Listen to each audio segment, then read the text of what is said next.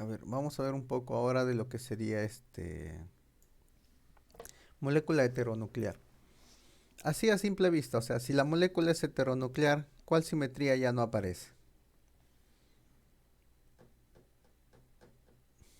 Acuérdense, ¿no? De que los elementos, o sea, la notación espectroscópica de un estado molecular es G o U, solamente para el caso lambda cero aquí más menos, y luego el 2S más uno, ¿no?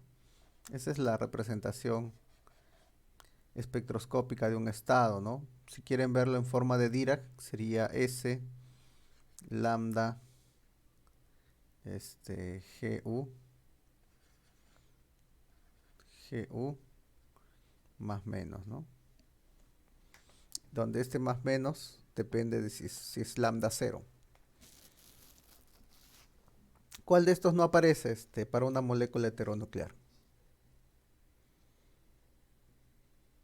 Todas son simetrías, ¿no? Acuérdense, todas son simetrías. ¿Cuál de esas no aparecería? El G y el U.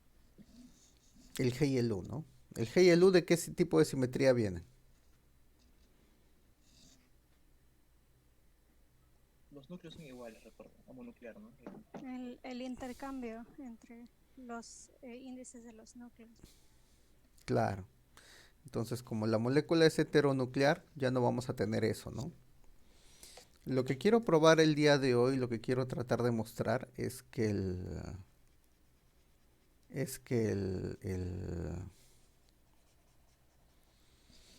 para el caso de una molécula heteronuclear es muy difícil que tengamos o sea, es más fácil tener enlace iónico que tener enlaces covalentes. Sin embargo, lógicamente también hay moléculas con enlace covalente, ¿no? Pero va a depender bastante. O sea, cuando tienes moléculas completamente iguales, no hay enlaces iónicos. ¿Conocen alguna molécula homonuclear que tenga enlace iónico? Si se dan cuenta, no hay. Todas tienen que ser heteronucleares. Entonces la idea el día de hoy es tratar de ver esa situación, ¿no? Si es que podemos explicarlo con lo que se conoce de física, ¿no? Para el caso de una molécula heteronuclear, entonces su grupo de simetría es este grupo. Ya no existe la inversión, ¿no? La inversión entre los núcleos de las posiciones de los núcleos. Esa simetría ya no aparece. Por lo tanto, ya no hay estados G, no hay estados U. Todos son estados simplemente se permanece la simetría axial, sigma, pi, delta. Para el caso de sigma todavía permanece la simetría especular, ¿no es cierto? Eh, pero después nada más, ¿no? Aquí, a ver, muestren de que la simetría especular les da esos estados sigma y menos, ¿no? Más menos. Es simplemente seguir lo mismo que hicimos anteriormente para los estados que tenían G y U, en verdad, ¿no? Es lo mismo. Así que esto lo pueden hacer de manera sencilla. Para el caso de moléculas heteronucleares, entonces vamos a seguir utilizando para determinar la función de onda base. Vamos a seguir utilizando la combinación, ¿no? En este caso de orbitales moleculares. O sea, el método de Rosan, ¿no? Ya sabemos que de manera general, si estos dos, los núcleos están muy alejados, hay una probabilidad, ¿no? De que los electrones se adhieran a un núcleo B o se adhieran al núcleo A. Entonces el electrón queda ligado a uno de esos estados. Y aquí tendríamos que esa función de onda, ¿no? La función de onda del caso de esta molécula heteronuclear es una combinación de estos orbitales atómicos, ¿no? Ojo, moléculas heteronucleares con solo un electrón. O sea, tenemos que trabajar igualito que en el caso del hidrógeno, ¿no? O sea, trabajamos en el hidrógeno, trabajamos primero con un electrón y luego con varios. Aquí igualito, primero trabajamos con un solo electrón. Entonces, aquí tenemos los dos orbitales atómicos combinados linealmente, me dan la función de onda del orbital molecular. Ya sabemos que por método variacional, la energía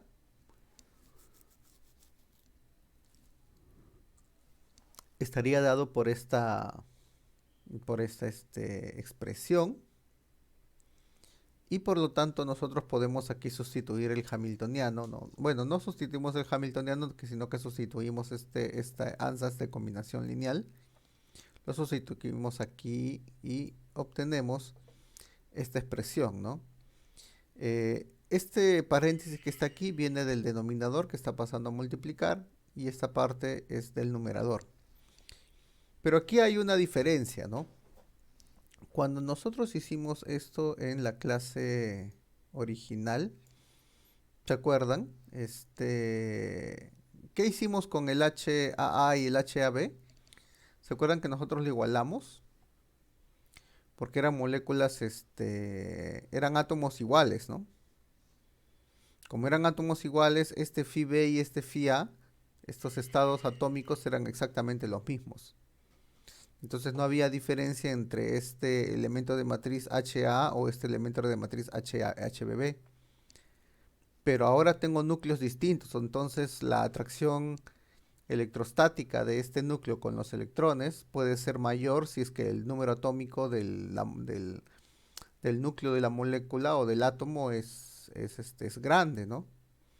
Entonces no necesariamente este HA va a ser igual a este HBB. Entonces ya no lo puedo combinar, ¿no? Eso de acá ya no se puede combinar.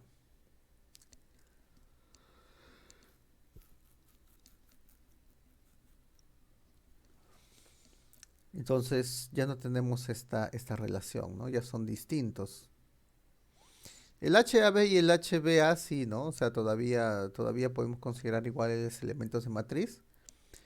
Porque acuérdense que cuando trabajamos con orbitales de este tipo, estamos trabajando nosotros con funciones de onda hibridizadas, ¿no? Es decir, representaciones reales de estas funciones de onda del átomo de hidrógeno. Luego, para que la energía sea mínimo, esto deben haberlo hecho ustedes. Estas derivadas que tenemos aquí deben darme 0, o sea, mi parámetro para usar el método variacional son justamente los coeficientes que están aquí, ¿no? Estos coeficientes.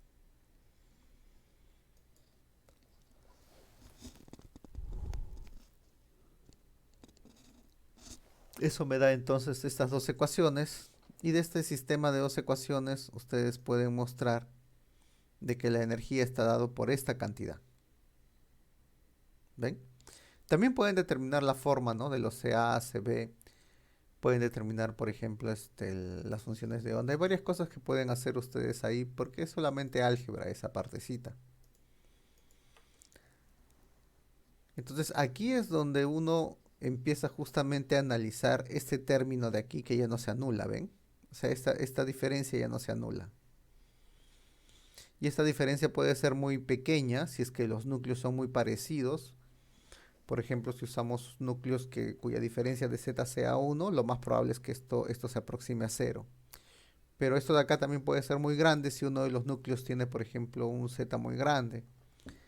Entonces, este término ya no se van a anular, estos dos términos ya no se juntan. Y entonces, una cosa interesante es analizar este resultado que está aquí. ¿Ya? ¿Cómo lo analizamos? Bueno, en el caso en que el HAA menos el HBB sea mucho mayor que el otro término, eso es bien fácil, ¿no? Si esto de acá es mucho mayor que este término que está aquí, despreciamos esto. Sacamos la raíz cuadrada, que sería aquí el valor absoluto. ¿No es cierto? Y por lo tanto, si tú tienes aquí la suma, esto se cancela con el HBB y te queda HA. Y Y si tienes la resta, se cancela el HAA y te queda con el HBB. Por lo tanto, en el caso en que esta diferencia sea mucho, ¿no? Sea la suficiente, sea bastante mayor que este término, lo que vamos a tener nosotros es que aproximadamente la energía del estado 1 va a ser este valor esperado y la energía del estado 2 va a ser este valor esperado. O sea, en realidad ahí sí obtenemos que el electrón está muy localizado alrededor de un átomo o está muy localizado alrededor del otro núcleo. Eso es lo que vamos a obtener. ¿Y eso qué les da a ustedes a entender? Es como si uno de los...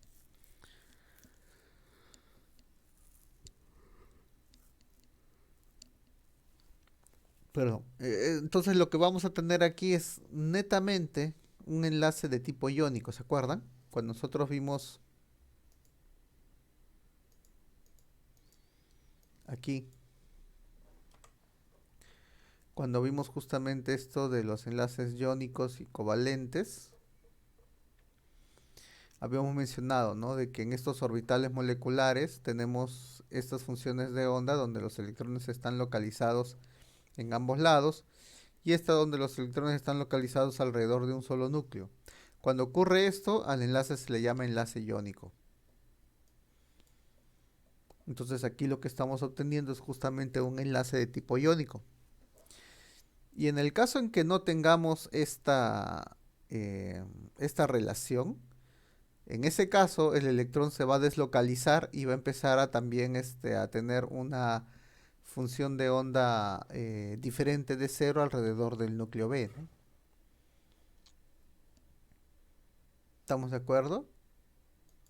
Entonces, en este caso los enlaces son puramente iónicos, o sea, netamente iónicos. Pero si ya no ocurre que esto es mucho mayor que esto, sino que están al mismo, eh, o sea, o sea, su diferencia no es tan grande, sí vamos a tener enlaces covalentes combinados con enlaces iónicos como hemos visto anteriormente, ¿no? Siempre hay una combinación de los dos tipos de enlace. Entonces, la diferencia entre un enlace covalente y un enlace iónico es justamente la localización del electrón alrededor de cada núcleo, ¿no? En un enlace covalente esta localización es mucho mayor entre los dos núcleos y en el caso iónico la función de onda al cuadrado, ¿no? La densidad de probabilidad de encontrar al electrón está localizado más cerca de un núcleo que del otro.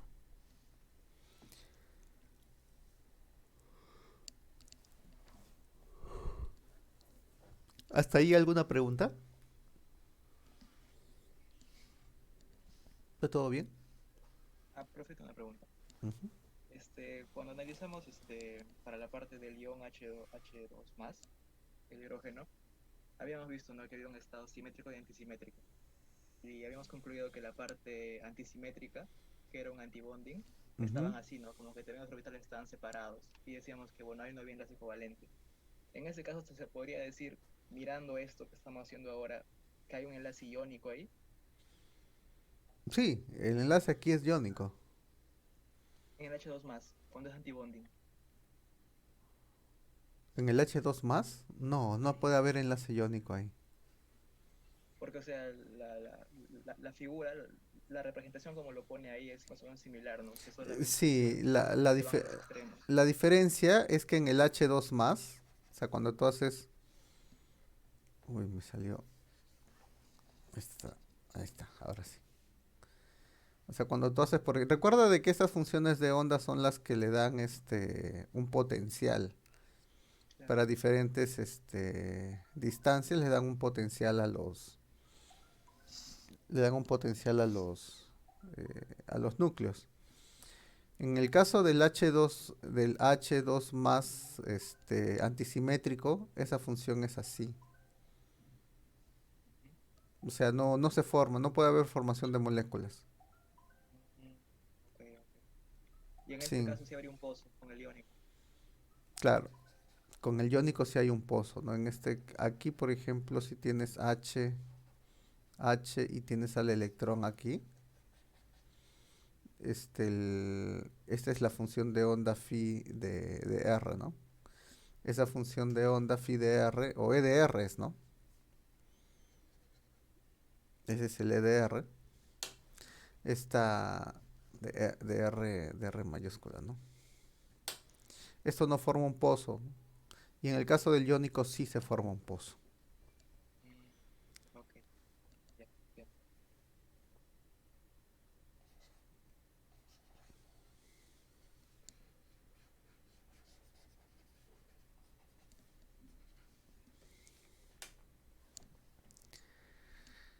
Ya, entonces, aquí podemos hacer algo muy parecido a lo que hicimos antes cuando vimos la parte de población, ¿no? O sea, el dislocamiento que tiene justamente este electrón. Si la orbital molecular es esta combinación lineal, entonces al elevar al cuadrado vamos a tener toda esta expresión, ¿no? Siendo n el número de electrones, ¿no? De valencia, suponiendo ya que tenemos un número de electrones mayor que uno, aunque esto usualmente debería ser uno nada más, ¿no? O sea, tú le puedes poner n igual a uno y no pasa nada. Pero esta función de onda al cuadrado va a tener esta forma. Y esto tiene que ser igual a uno si es que yo integro en todo el espacio, ¿no? Pero a estos elementos que están aquí, yo le puedo llamar, ¿no? Como habíamos dicho anteriormente, ¿no? Esta suma es la población de los electrones en los núcleos A y B alrededor, mientras que esta parte es la población de electrones del entrelazamiento, ¿no? La población de electrones que mantiene unido en el caso del enlace covalente, ¿no? Si esta cantidad es mayor que cero hay un enlace y si esta cantidad es menor que cero hay un antienlace, ¿no? ¿Ya? Esa es la idea, en este caso, para poder determinar, ¿no? Si es que hay enlaces o no hay enlaces covalentes. Solo para concluir esa parte. Entonces, al final, estos orbitales moleculares que vamos obteniendo, para el caso de moléculas heteronucleares, se comportan muy parecido a lo que teníamos anteriormente, incluso con los enlaces iónicos. O sea, el hecho de que haya enlace iónico no significa que estas simetrías se van a perder. Siguen habiendo simetría sigma, ¿no es cierto? De enlace y antienlace. La única diferencia es que estos estados atómicos que están aquí, que se combinan para formar esos estados moleculares o orbitales moleculares, ya no están al mismo nivel, ¿no? Están desnivelados porque la atracción de estos núcleos hacia los electrones es diferente, ¿no? Y a esa propiedad se le llama electronegatividad. Entonces, para el caso de los núcleos más electronegativos, siempre su nivel de energía va a ser menor a los núcleos más electropositivos. Pero seguimos teniendo nosotros estos estados que se van formando como combinación lineal de estos de los costados, con estas simetrías, ¿no? Y aquí es donde nosotros empezamos a ubicar a los electrones para poder determinar sus propiedades, ¿no? De esta función de onda de los estados moleculares. Muy parecido a lo que hemos hecho anteriormente, ¿no? Por ejemplo, el hidruro de litio. Ustedes saben por química que el hidruro de litio es un enlace iónico, ¿no? Deben saberlo desde la academia, ¿ya? Entonces veamos, por ejemplo, cómo se forma esta molécula desde el punto de vista de interacción o de configuración electrónica molecular. Tenemos en total nosotros 4 electrones en total tenemos 4 electrones, ¿no? Los de valencia son estos dos últimos nada más, en el 2s y en el 1s. Pero igual se trabaja con los 4 electrones. Entonces agarramos, hacemos la combinación lineal. El litio me parece más electronegativo que el H. Entonces sus niveles de energía están más abajo. Se forman en esos estados y aquí este... el litio es menos electronegativo. Entonces está aquí, el H es más electronegativo, está en este lado con un nivel de energía más grande. tenemos aquí un electrón por parte del hidrógeno, 3 electrones por parte del litio y nosotros lo ubicamos aquí, ¿no? Noten que desde el punto de vista químico, esta molécula no debería formarse, ¿no? Porque está saliendo en enlaces, antienlaces, antibonding, ¿no? Pero la molécula sí se forma, ¿no? Porque el enlace no es de tipo covalente. Este enlace es de tipo iónico, ¿ya? La molécula se forma por este tipo de hibridización, ¿no? Es una atracción de tipo iónica, más que otra cosa. Igual en el caso del cloruro de sodio, nosotros tenemos aquí por electronegatividad, tenemos que el cloro es más electronegativo, le va a robar su electrón al sodio, ¿no? Cuando estos están muy separados, entonces se van a acercar y el espacio con menor energía es aproximadamente a 18 unidades atómicas de longitud.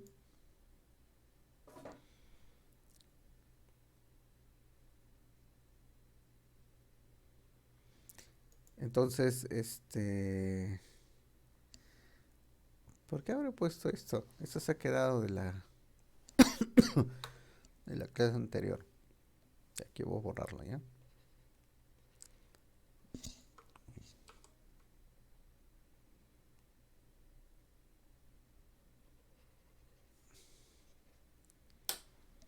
Ahora, quiero que noten que la configuración electrónica del sodio se parece al del neón y del cloro al argón, ¿no?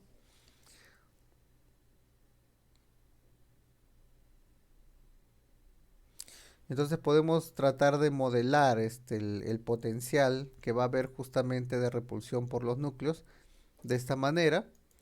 Y cuando hacemos eso, el potencial total de la parte que viene, ¿no? De la parte electrónica sería la suma de esto, ¿no? Este sería el potencial electrostático y este sería el potencial por repulsión de los núcleos, eh, que viene, que viene por el principio de exclusión de Pauli, ¿no?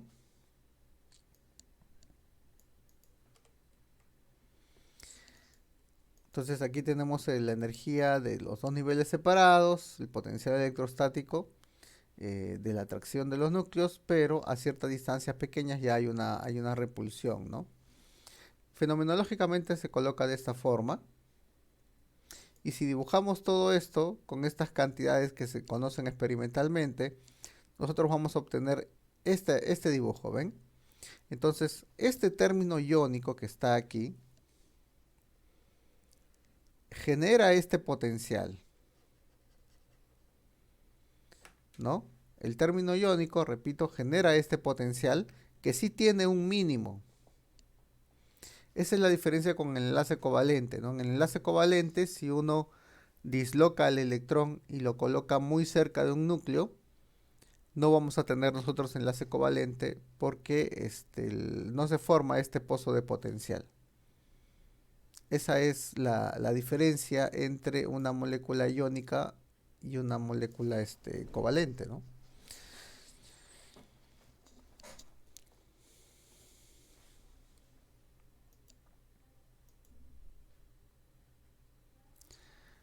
Bien, el momento de inercia de la molécula puede ser obtenida mediante estas energías de aquí que vienen de la parte de la energía rotacional.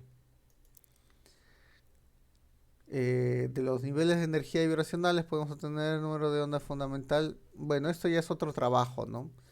Los niveles de energía rotacionales, vibracionales vienen justamente agarrando este pozo, esta función de onda y colocándola, por ejemplo, parecida a un potencial de Morse, ¿no? De ahí podemos obtener estas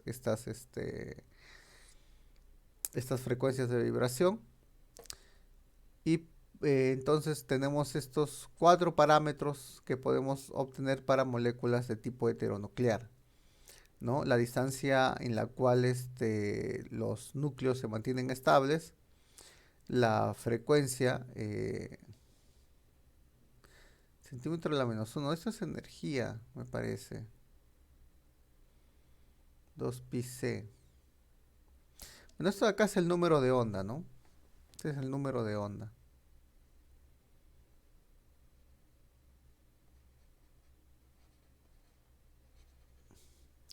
el número de onda para poder asociado, ¿no? Cada una de las moléculas. El 10 a la 29 D, ¿no?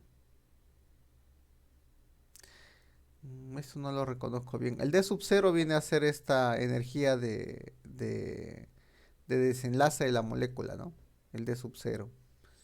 Pero el D me parece, bueno, ese término no lo reconozco.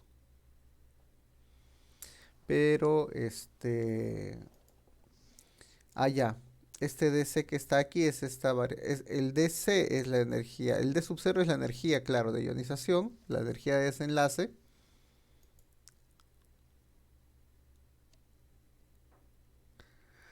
¿No? El DC es todo esto. Hasta aquí.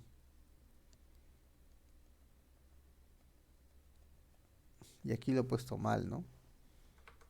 Lo he puesto mal. Esto de acá.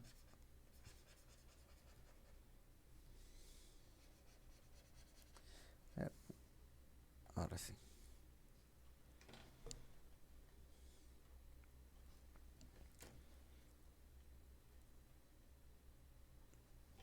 Esto de acá es la mínima energía. Esto.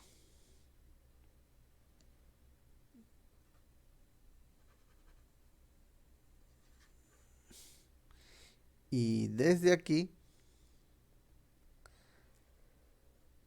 hasta el nivel de energía en el infinito tendrías el D sub 0. ¿No? Por eso es que aquí está restando justamente la energía del primer nivel de vibración. ¿Hasta aquí alguna pregunta?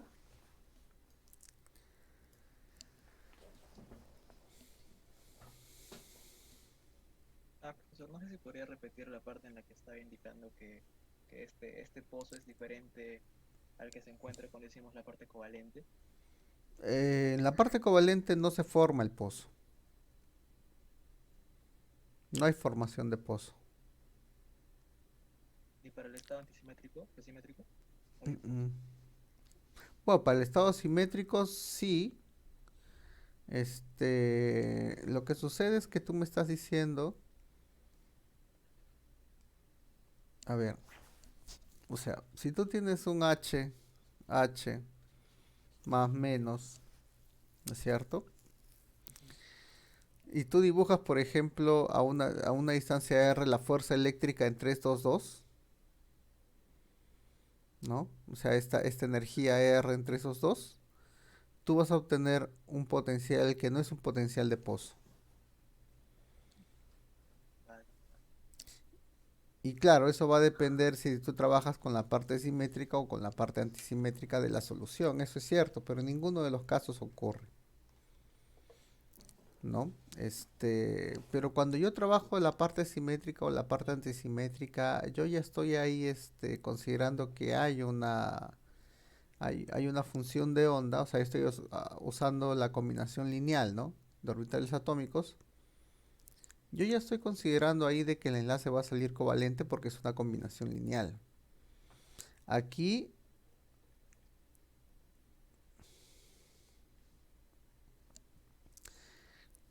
a ver, aquí por ejemplo, eh, empiezo nuevamente con la combinación lineal, pero en mi solución existe la posibilidad de que tenga una función de onda solamente alrededor del estado A o del núcleo A o solamente alrededor del núcleo B.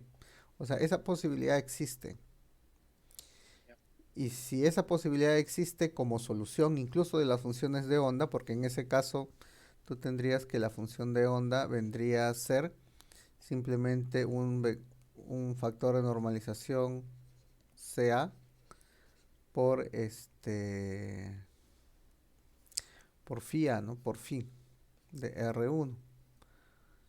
Entonces, ya el otro término que sería el CB por phi de R2, ese término se anula, ¿no? O sea, ya no tengo una solución de tipo simétrica o antisimétrica. O sea, lo que yo tengo es una solución centrada solamente en A o solamente en B. Claro. Ya, sí, sí,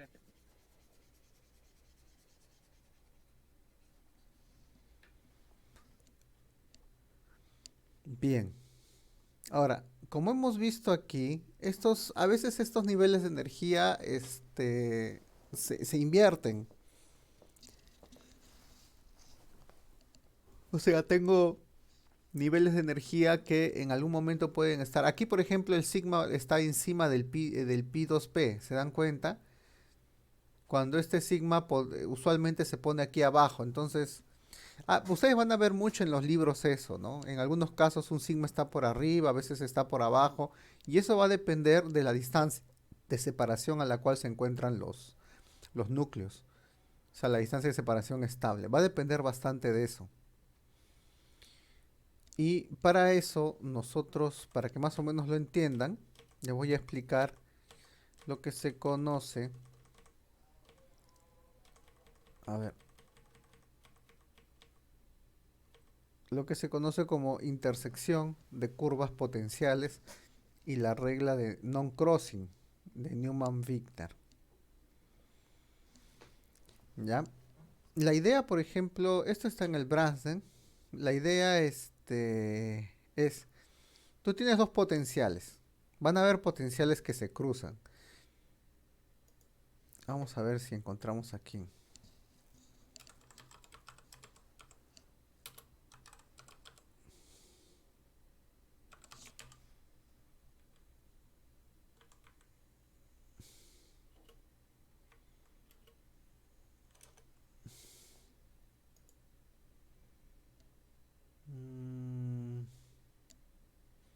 ¿Ves? ¿Ven esas líneas que están aquí? ¿Cómo se van cruzando? Aquí, por ejemplo, ¿no? Líneas que se van cruzando en estado sigma, pi, delta, ¿ven? Este pi 1, por ejemplo, se cruza con el sigma. O sea, primero el sigma está en niveles de energía más bajos y luego está en niveles de energía más altos. Y depende mucho, por ejemplo, de esa distancia. ¿Ven? Aquí también. ¿Ven? Entonces, ¿en qué casos se cruzan? ¿No? Esa es la idea, ¿no? Entonces, la idea, si tú tienes dos potenciales, dos niveles electrónicos distintos, saber si se cruzan o no es... Hay una regla, ¿no? Para saber si se van a cruzar o no.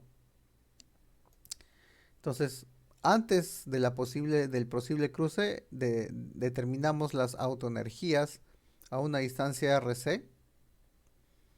Y si determinamos esas autoenergías a una distancia RC, eso quiere decir que en el hamiltoniano, en esa distancia, esta energía E2 y esta energía E1 son las autoenergías asociadas al hamiltoniano. En estos dos niveles electrónicos, que le estoy llamando phi 1,0 y phi 2,0, ¿ven? Se debe cumplir esta ecuación. Pero si yo quiero analizar ahora cómo son si estos niveles se van a cruzar a una distancia, por ejemplo, RC más delta DR, lo que tengo primero que hacer es solucionar el problema de autovalores para esas funciones electrónicas, ¿no? Si yo llamo el hamiltoniano ahora a la distancia RC más delta DR, H de RC más delta DR, yo puedo separar este hamiltoniano en un hamiltoniano centrado en RC más algo más, ¿no? Y ese algo más se puede comportar como si fuese un hamiltoniano perturbador de este primer hamiltoniano. De tal manera de que esto se consigue siendo simplemente una expansión de Taylor. Este sería justamente el término de H', el hamiltoniano perturbador. Entonces, aquí hay que tantear. O sea, empezamos a tantear a ver qué debe cumplirse para que lleguen a juntarse esos dos elementos, ¿no? Y si yo estoy trabajando aquí con un H', esto de acá es como un hamiltoniano perturbador.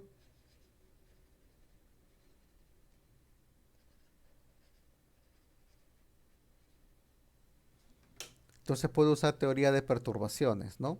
Y si yo uso teoría de perturbaciones para determinar el nivel de autoenergía a esta distancia RC más delta DR, yo tengo que sumarle a estas dos energías que tengo aquí, tengo que sumarle las correcciones de energía, ¿no? Por lo menos a primer orden.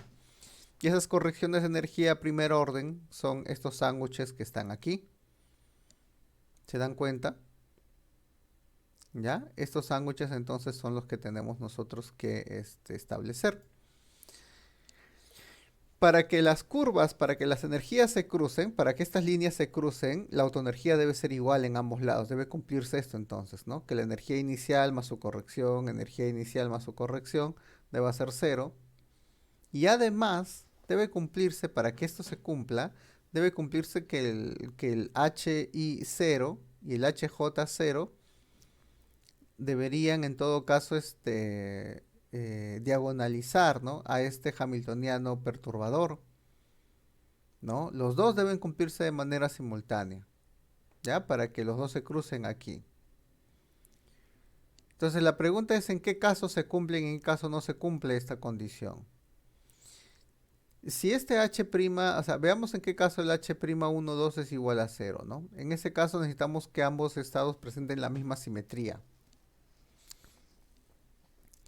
¿Qué pasa si ambos estados presentan la misma simetría? A ver, nosotros tenemos aquí que queremos obtener que esto es igual a 0.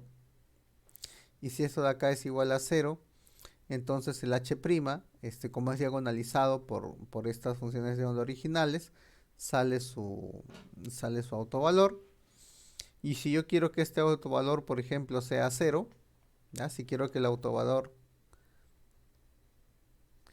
sea 0, esto de acá debe ser 0.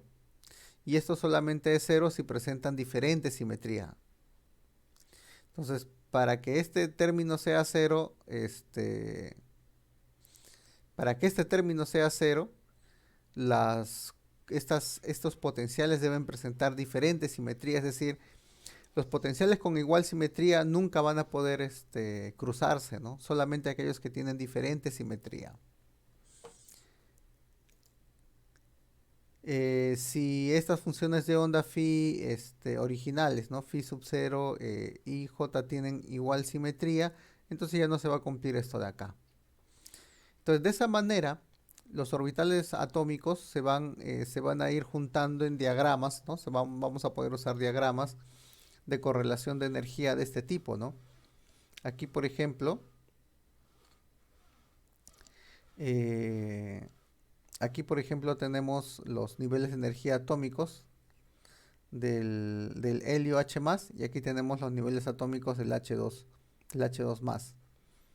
Estas son las simetrías o los estados simétricos de esta molécula, y estos son los estados simétricos para el helio. Entonces, estas líneas que están aquí justamente representan esos niveles, ¿no? que tenemos aquí. Estos niveles moleculares. Entonces, dependiendo, como yo les decía, ¿no? Dependiendo de la distancia entre ellos, algunos niveles moleculares van a estar por encima de otros. ¿Ven? Entonces, estos diagramas correlacionados entre el H2+ y el helio+, ojo, el helio+ es porque estamos asumiendo de que los dos núcleos están muy juntos, tan juntos que se han fusionado, ¿no? Por eso ya tendría una molécula, un átomo de helio. Pero, o sea, la transición de unos estados al otro debe cumplir esta regla de aquí. De tal forma de que hay algunos niveles que sí se van a poder cruzar. Por ejemplo, este nivel, sigma U, se está cruzando con este nivel. Y lo pueden hacer porque tienen simetría distinta, ¿no? Este tiene simetría sigma y este tiene simetría pi. Pero esta simetría sigma que está aquí no se puede cruzar con esta, entonces más o menos me da el camino de cómo de cómo sería una transición de estados orbitales moleculares del H2+ al helio+, ¿no?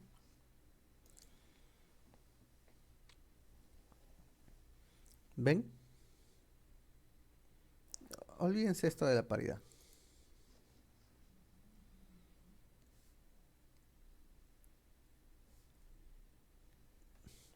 Mejor déjenlo. Porque eso de ahí es justamente la simetría la simetría U o la simetría G es lo que aparece aquí, ¿no? ¿Ya? Y de eso depende del L. Aunque en este caso viene el L de aquí del propio helio, ¿no? O sea, de los orbitales atómicos.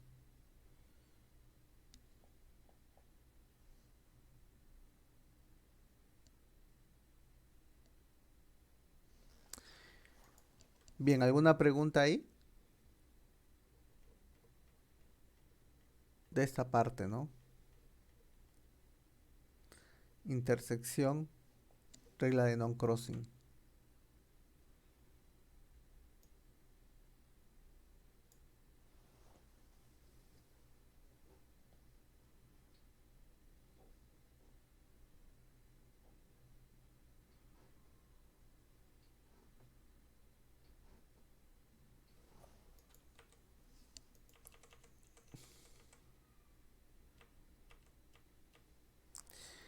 Moléculas atómicas heteronucleares, en este caso debemos considerar una combinación lineal de orbital atómicos por cada átomo. Sí, esto es lo que hemos hecho arriba, ¿no? Entonces tendríamos justamente... Ya no tenemos orbital G y orbital... Esto es lo que he hecho arriba, ¿no? Esto lo voy a borrar, me he olvidado borrarlo. Ahí está. Entonces hasta hoy esto es lo que había preparado. Es poco en verdad para molécula heteronuclear. No quise avanzar más porque lo que sigue de esto es moléculas con más de dos núcleos. Y las moléculas con más de dos núcleos, hay que hacer hay que hacer bastante cálculo, ¿no? Entonces no había preparado más. Pensé que esto me iba a servir para hoy. Pero bueno, ¿hay alguna pregunta respecto de esto?